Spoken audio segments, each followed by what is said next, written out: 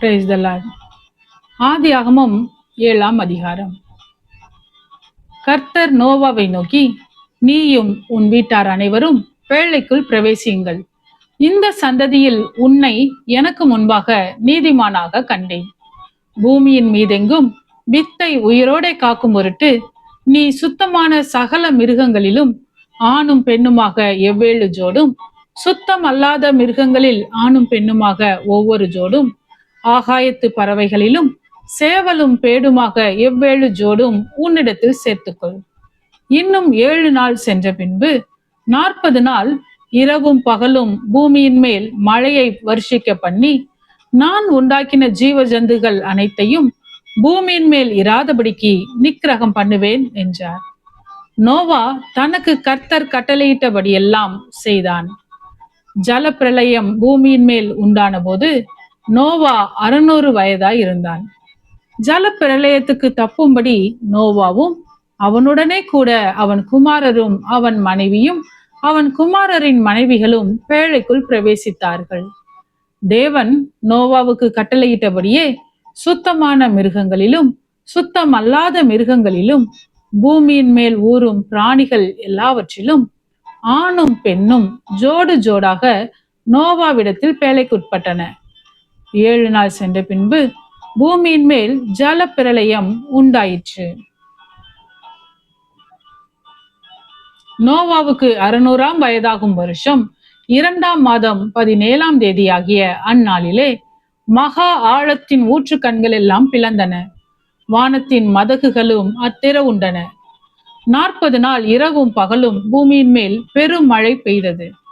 அன்றைய தினமே நோவாவும் நோவாவின் குமாரராகிய சேமும் காமும் யாப்பேத்தும் அவர்களுடனே கூட நோவாவின் மனைவியும் அவன் குமாரரின் 3 மனைவிகளும் பேழைக்குள் பிரவேசித்தார்கள்.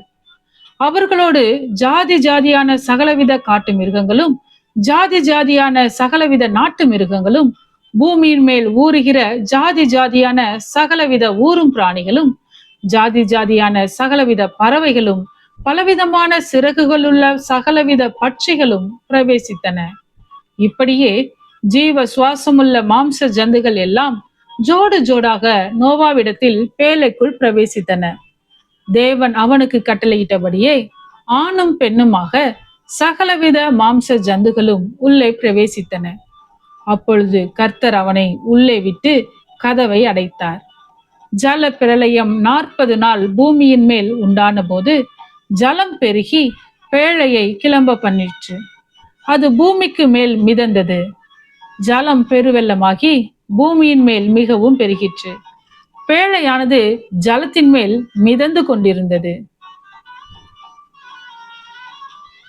ஜலம் பூமியின் மேல் மிகவும் அதிகமாய் பெருகினதினால் வானத்தின் கீழ் எங்கும் உள்ள உயர்ந்த மலைகள் எல்லாம் மூடப்பட்டன. மூடப்பட்ட மலைகளுக்கு மேலாய் 15 முழ உயரத்திற்கு ஜலம் பெருகிற்று. அப்பொழுது மாம்ச ஜந்துகளாகிய பறவைகளும் நாட்டு மிருகங்களும் காட்டு மிருகங்களும் பூமியின் மேல் ஊறும் பிராணிகள் யாவும் எல்லா நர ஜீவன்களும் பூமியின் மேல் சஞ்சரிக்கிறவைகள் யாவும் மாண்டன. வெட்டாந்தரையில் உண்டான எல்லாவற்றிலும் நாசியிலே ஜீவ சுவாசம் உள்ளவைகள் எல்லாம் மாண்டு போயின.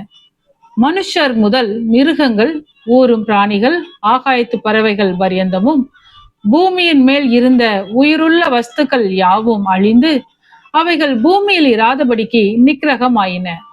நோவாவும் அவனோடே பேழையில் இருந்த உயிர்களும் மாத்திரம் காக்கப்பட்டன. ஜலம் பூமியின் மேல் 150 நாள் மிகவும் பிரபாகித்து கொண்டிருந்தது. ஆமென். கர்த்தாவே, உம்முடைய வசனம் என் கால்களுக்கு தீபமும் என் பாதைக்கு வெளிச்சமுமாய் இருக்கிறது.